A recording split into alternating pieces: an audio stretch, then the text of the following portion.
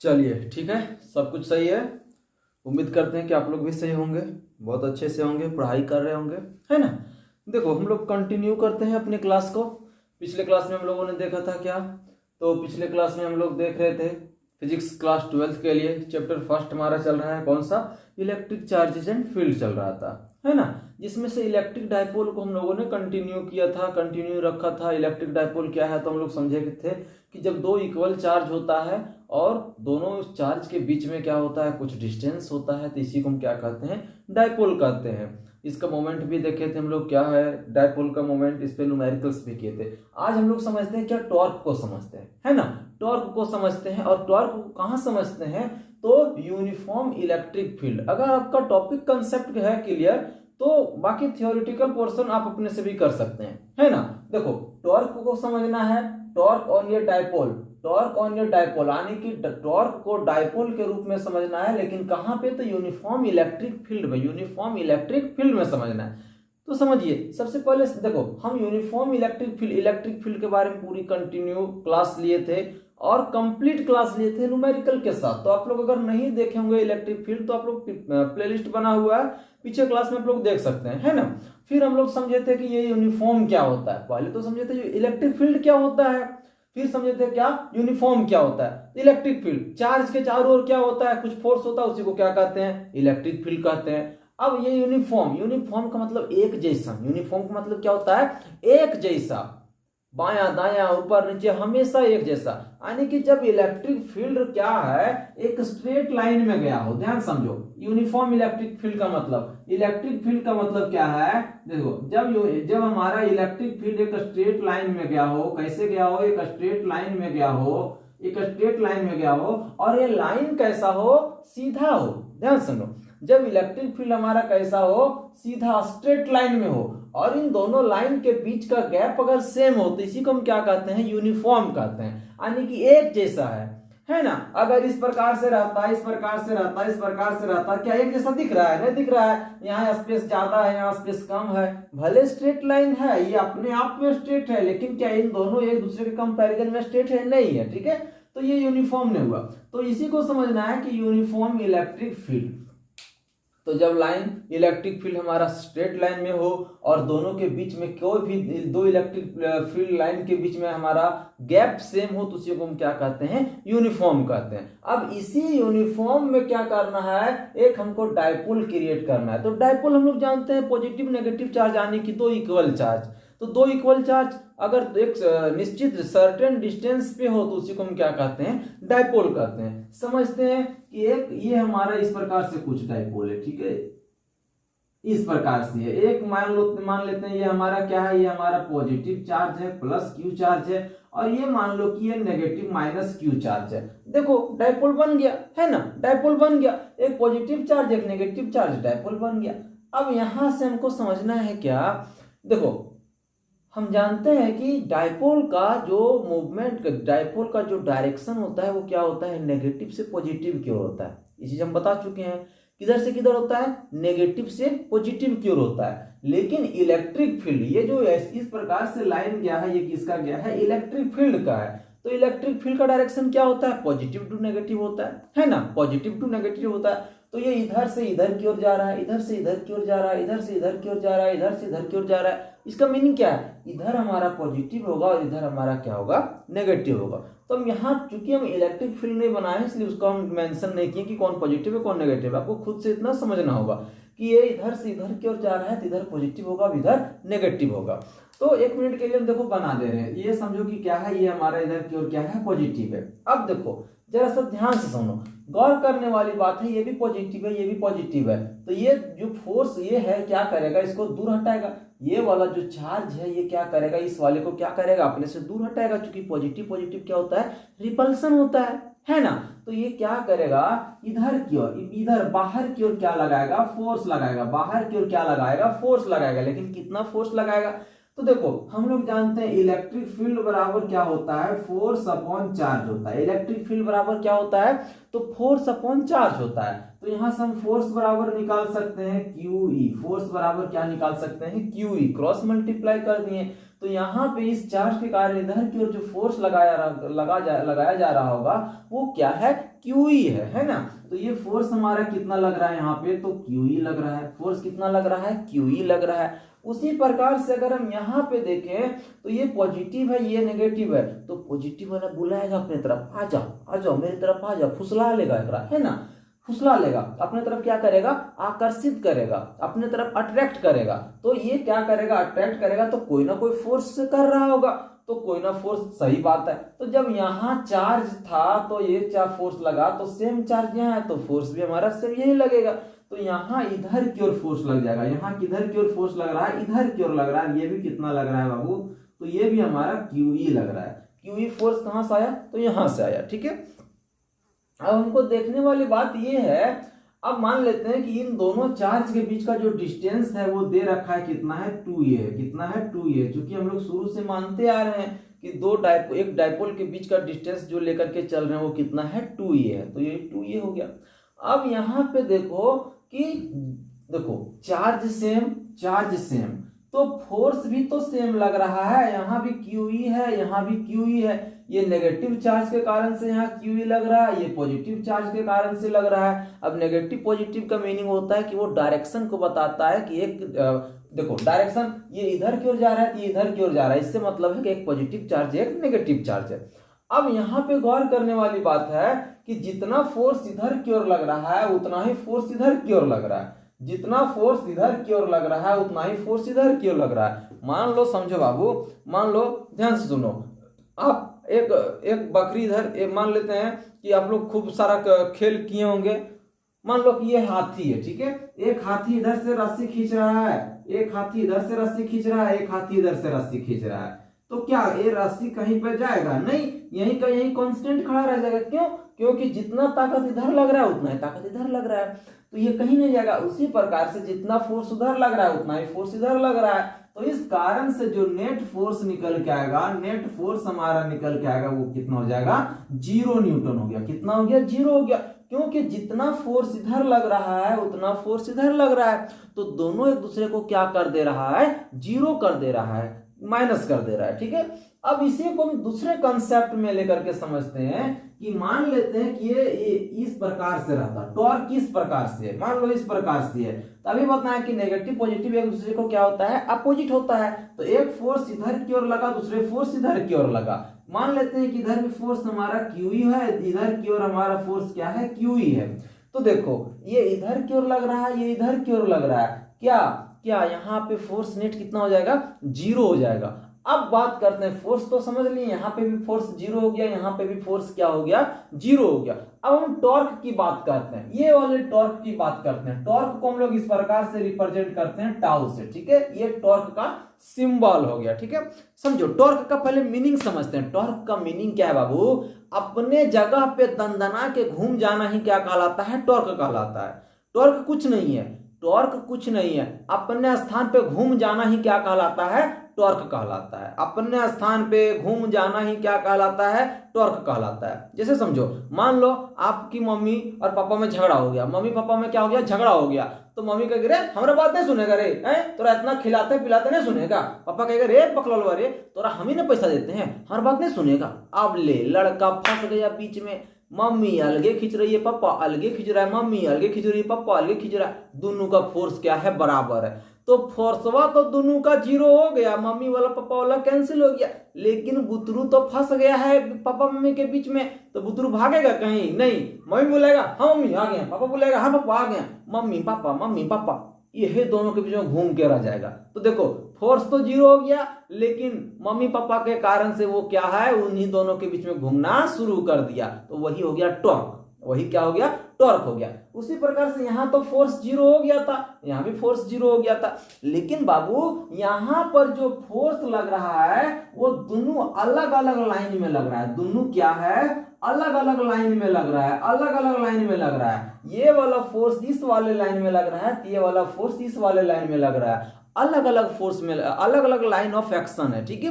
लेकिन यहाँ एक ही लाइन ऑफ एक्शन है। तो जब सेम लाइन ऑफ एक्शन होगा, सेम लाइन ऑफ एक्शन होगा बाबू, क्या हम बताएं, same line of action, same line of क्या होगा, एक्शन होगा, उस कंडीशन में फोर्स बराबर टॉर्क बराबर जीरो, टोटल का टोटल क्या हो जाएगा, जीरो हो जाएगा। ठीक है, और ये कहीं भी मूवमेंट ना ही रोटेशन कुछ कर पाएगा। लेकिन यहाँ पे लाइन ऑफ एक्शन दोनों का क्या है, डिफरेंट है, और डिफरेंट होने के कारण से फोर्स तो जीरो हो रहा है, फोर्स तो 0 न्यूटन यहाँ आपका हो रहा है, फोर्स आपका कितना हो रहा है, 0 न्यूटन तो फोर्स हो रहा है। लेकिन बाबू टॉर्क जीरो नहीं होगा, टॉर्क जीरो नहीं होगा। क्यों नहीं होगा, क्योंकि लाइन ऑफ एक्शन क्या है, अलग अलग है। लाइन ऑफ एक्शन क्या है, अलग अलग है, और अलग अलग होने के कारण से यहाँ पे टॉर्क जीरो नहीं होगा। तो ये चीज ध्यान में आ गया, ये चीज ध्यान में आ गया। तो इस कारण से हम कह सकते हैं dipole does not execute linear motion. क्यों, डायपोल जो है वो डायपोल डज नॉट एक्सिक्यूट क्या, तो लीनियर मोशन। ठीक है, dipole does not execute linear motion, linear motion में वो क्या करेगा, मूवमेंट नहीं कर पाएगा। ठीक है, मूवमेंट नहीं कर पाएगा, यानी लीनियर मोशन मतलब एक ही सीधा लाइन पे नहीं चल जाएगा। यहाँ पे ये क्या होगा, रोटेट करने लगेगा, इस प्रकार से घूम जाएगा। देखो इस प्रकार से है, ये क्या है, इस प्रकार से घूमना शुरू कर देगा। ठीक है, ये इस प्रकार से रोटेट करना शुरू कर देगा। तो हम कह सकते हैं टू इक्वल एंड अपोजिट क्या, तो देखो एक पॉइंट यहां से हो गया, दूसरा पॉइंट हम कह सकते हैं कि two equal and opposite, two equal and opposite जब हमारा फोर्स हो तो उस देखो दो इक्वल और अपोजिट क्या है, फोर्स है। दो इक्वल एंड अपोजिट क्या है, फोर्स है। फोर्स यहाँ जो है वही फोर्स यहाँ भी है, दोनों सेम है, लेकिन अपोजिट है, एक इधर की ओर लग रहा है तो दूसरा क्या है, उधर की ओर लग रहा है। और क्या है, and line of action, line of action जो है, लाइन ऑफ एक्शन क्या है, तो डिफरेंट है, अलग अलग है ना, अलग अलग लाइन ऑफ एक्शन है, जिस कारण से क्रिएट हो रहा है, जिस कारण से क्या क्रिएट हो रहा है, तो टॉर्क क्रिएट हो रहा है। ठीक है, जिस कारण से क्या क्रिएट हो रहा है, टॉर्क क्रिएट हो रहा है। जब अलग अलग, जब इक्वल फोर्स हो लेकिन फोर्स का डायरेक्शन अलग हो और लाइन ऑफ एक्शन अलग हो, उस कंडीशन में क्या हो रहा है, टॉर्क जनरेट हो रहा है, टॉर्क क्रिएट हो रहा है। और ये वाला जो डाइपोल है, जिसका हमने नाम दे दिया है, मान लो ए दे दिया है और बी दे दिया है, ये क्या करेगा, अपने एक्सिस पे यहाँ पे ये रोटेट करना शुरू हो जाएगा। और यही क्या है, इसी को हम टॉर्क कहते हैं, इसी को क्या कहते हैं, टॉर्क कहते हैं। अब ये फॉर्मूला निकल के बनेगा, फॉर्मूला निकल के आएगा, तो फॉर्मूला क्या बन रहा है, उस फॉर्मूला को देख लेते हैं कि टॉर्क बराबर कुछ फॉर्मूला भी बन रहा है क्या। तो देखो टॉर्क बराबर हम कह सकते हैं, टॉर्क बराबर क्या, आइदर चार्ज क्या है, आइदर फोर्स क्या है, तो हम पिछले क्लास में आप लोगों को बताए थे, either force into perpendicular distance, either force into perpendicular distance between P and E. P और ई क्या है,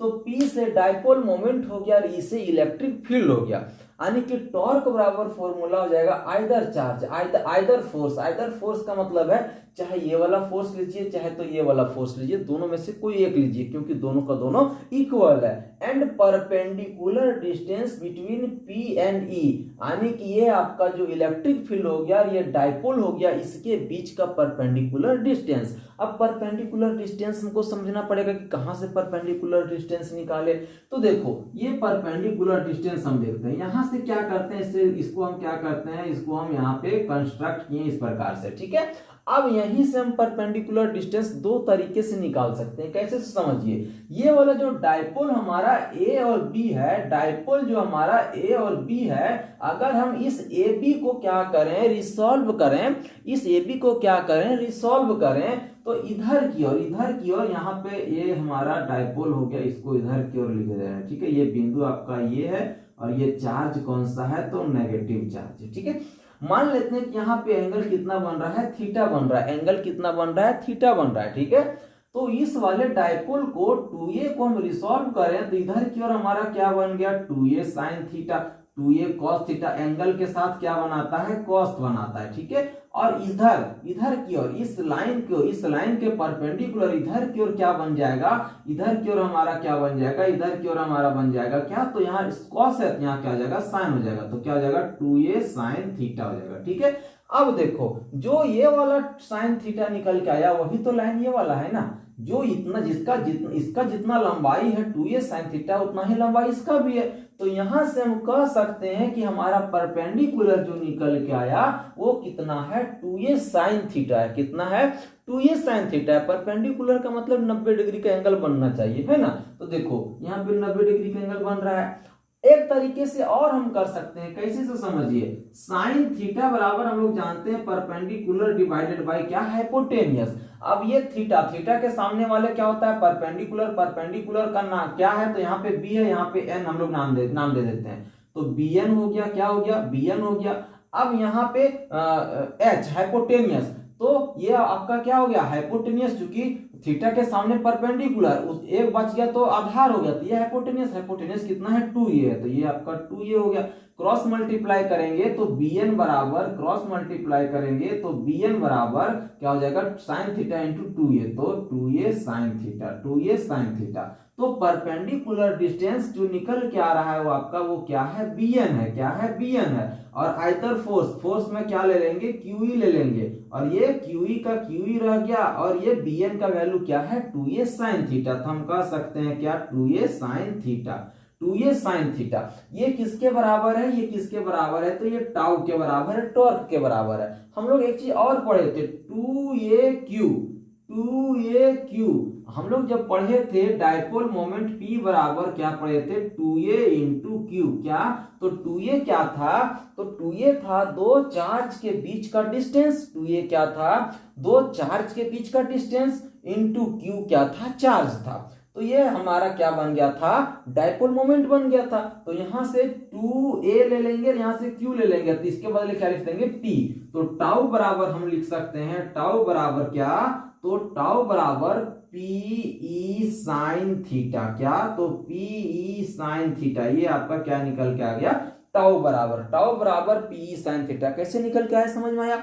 ये जो वैल्यू निकल के आया बाबू, ये मैग्नीट्यूड को केवल देगा, किसको देगा, मैग्नीट्यूड को दे रहा है। ये स्केलर क्वांटिटी हो गया, ये कौन सा हो गया, ये स्केलर क्वांटिटी हो गया, स्केलर क्वांटिटी है ना, स्केलर क्वांटिटी। लेकिन टॉर्क आपका कैसा है, वेक्टर क्वांटिटी। कैसा है, वेक्टर क्वांटिटी। तो इसी को हम क्या लिखते हैं, इसी को वेक्टर फॉर्म में लिखते हैं, ठीक है। इसी को हम क्या लिखते हैं, वेक्टर फॉर्म में लिखते हैं। देखो अब वेक्टर फॉर्म में लिखेंगे तो साइन थीटा के कारण से क्रॉस लिखते हैं, ठीक है। साइन थीटा के कारण से क्रॉस लिखते हैं और कॉस थीटा के कारण से डॉट लिखते हैं। अब P इंटू ई क्या हो जाएगा, P cross E is equal to क्या हो जाएगा, टाउ। और ये आपका क्या है, ये आपका वेक्टर फॉर्म हो गया। ये क्या हो गया, आपका वेक्टर फॉर्म हो गया, ठीक है। ये आपका वेक्टर फॉर्म हो गया।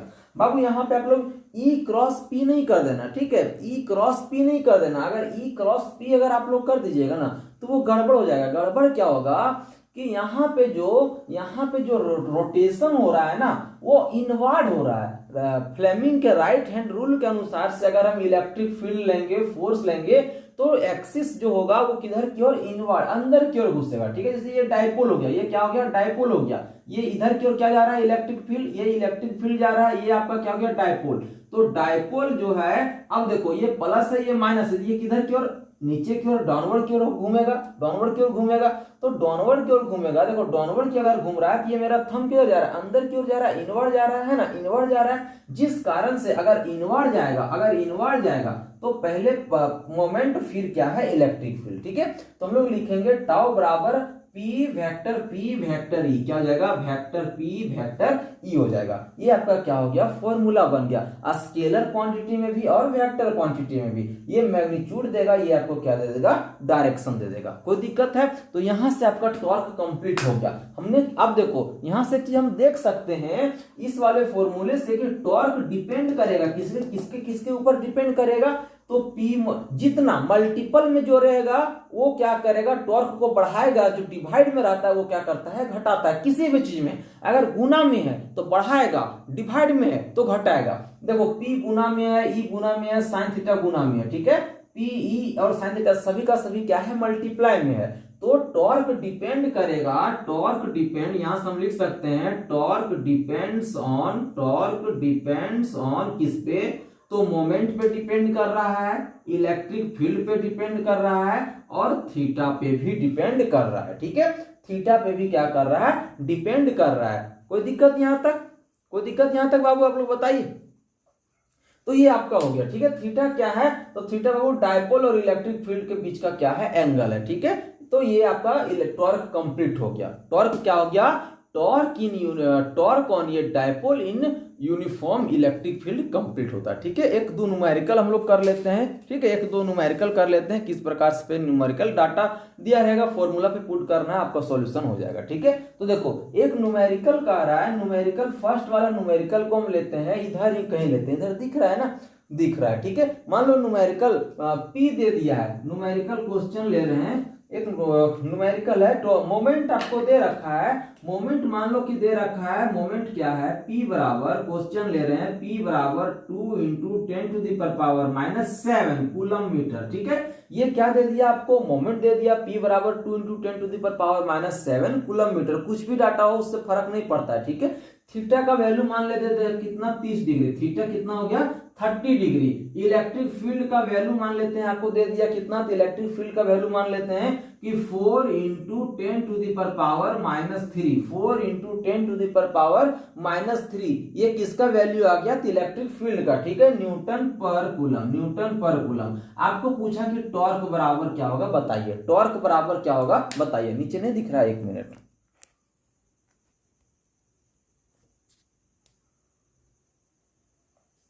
ये आपको दे दिया, मोमेंट दे दिया, थीटा दे दिया, इलेक्ट्रिक फील्ड दे दिया और टॉर्क पूछ रहा है। तो हम लोग जानते हैं टॉर्क बराबर क्या होता है, पीई साइन थीटा।